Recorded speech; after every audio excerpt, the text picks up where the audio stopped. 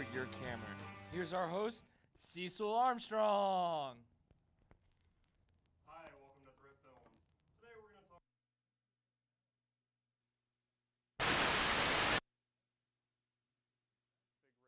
A fig rig is a stabilization mechanism to put your camera on and give you a little more fluid motion in your shots. You would use a tripod normally, but today we're going to use something more handheld, allow you to move around a little bit. Right here we have the basic shape of the fig rig laid out with some of the components. And this is a general guideline. We can do it just like this, or you can edit it a little bit and make it your own. Depending on the size of your camera, I have this DSLR here that is pretty good. So let's go right into it. First off, we have these 6-inch pieces. We have these 6-inch pieces of PVC pipe connected with two 45-degree angles. We have 2.5-inch pieces and 1.5-inch pieces, as well as the T-junctions. We have another T-junction which acts as our mount that's capped off. You can put whatever mount you want here, be it you have a DSLR, a phone, or even a professional camera. It just depends on what you need. The basic shape looks like a steering wheel, and you're going to have to drive your camera around a little bit. It connects you to the camera in a way that a shoulder mount can't really do, and it allows you to get really interesting dynamic fluid shots. So we'll start off. You need the 6-inch pieces, and you need 6 of them for the basic frame. There are 5 here at the top end, and at the bottom end we have the one stabilization 6-inch piece.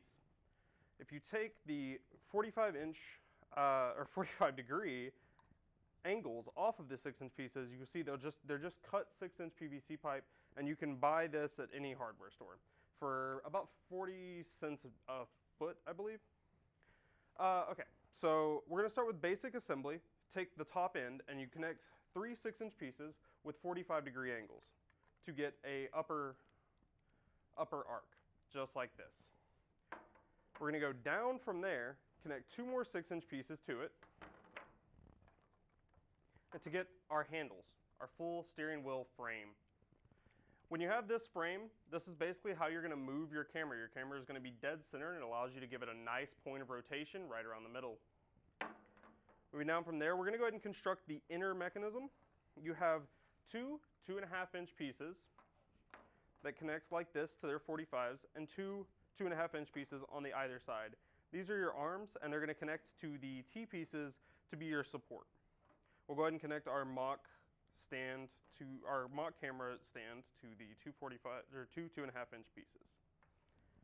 We'll move down, take a 1.5-inch piece, connect it to a T-junction like this, and connect it into the side. You'll copy that on the other side and connect 2 2.5-inch pieces to the end of these. Finally, you're going to connect in your arms and connect your bottom stabilizer piece that we talked about initially. So your basic construction looks a little something like this. For this, you can stiffen up your arms a little bit and move in different directions, up and down, and get full range of motion with your camera. In this case, you will want to mount a camera right in the middle and not have too much weight, being that this is only 3/4-inch PVC.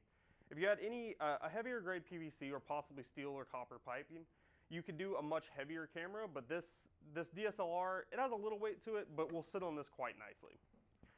So if you want to make something like this really cheap, what you're going to need again are the 6 6-inch pieces. You're going to need 8 2.5-inch pieces. You're going to need 4 1.5-inch pieces, and you're going to need the cap. After the break, we're going to talk a little bit about how to mount your camera to it directly and the primary uses of this fig rig. Thanks. Champions don't thrive on corn syrup. Soda, though tasty, does not support an athlete's body.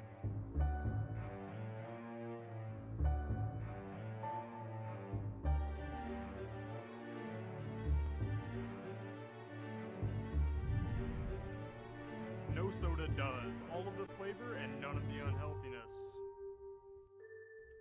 Try no soda. Be your own champion.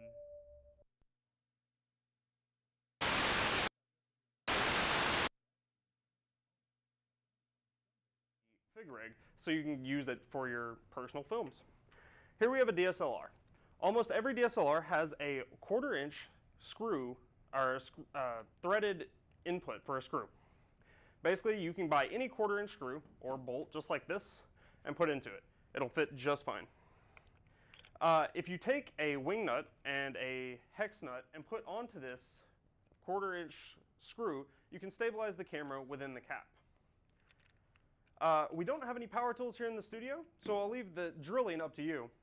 But you thread the bolt through the cap and apply a washer and wing nut to it, and it'll hold your camera just fine, no matter what DSLR you have, pretty close.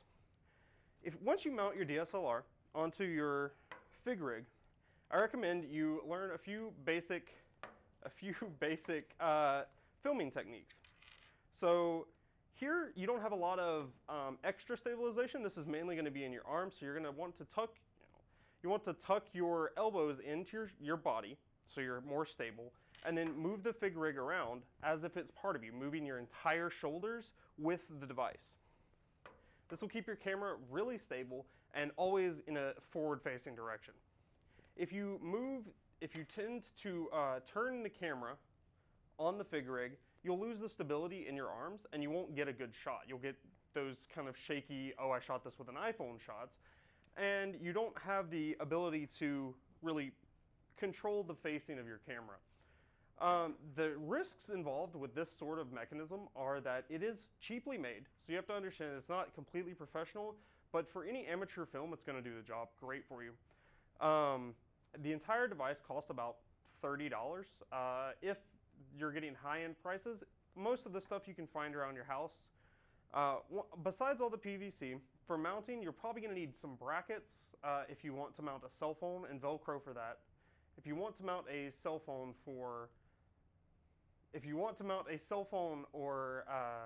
DSLR, you can use these along with steel brackets, these 1/4 inch bolts. And as I said, the DSLR mounts them directly, but if you put them through a steel bracket, you can Velcro a cell phone to the steel bracket and it'll hold just fine. The only concern with cell phones is that your center of rotation is not directly over the fig rig at all times. So to fix that, if you move the cell phone, you're going to make sure you want your lens at the center of the device. You don't ever want those odd angles if you turn left or right with the camera really harshly, and you'll get some odd, it'll be very hard to edit your video together. Every bit of this PVC is cut simply with a hacksaw. You can have it cut professionally, but honestly, you can do just as good a job. You might sweat a little more. On a following episode, we may show some of the films shot with this sort of device, but right now, I'll show you the simple method of actually finishing your assembly.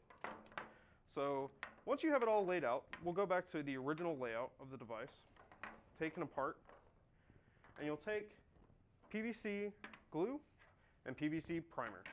These two things will bond the PVC together. So you're going to take the primer, you're going to lay it on the inside of every joint piece and on the outside of every connecting piece. You're going to then take your bonding agent, you're going to do the exact same thing, but you have to do this very quickly. It will tend to bond together faster than you can lay it, and it's actually melting the PVC together. So you want to be careful not to mess up one of your shots, or mess up one of your bonds by laying it and not putting it together, because you'll melt the inside of your PVC. The bottom and the centerpiece of the fig rig can be exchanged with a T-junction and allowed for a weight to be put on the bottom to balance your camera out. When you have a weight hanging from this, your camera will tend to not move as much, and it will allow you to transition more easily and more fluidly. We hope you've enjoyed this show today. And we really would like to thank our sponsors at No Soda and hope that they feel that they've got a pretty good deal out of what we have to offer amateur filmmakers today. Thank you.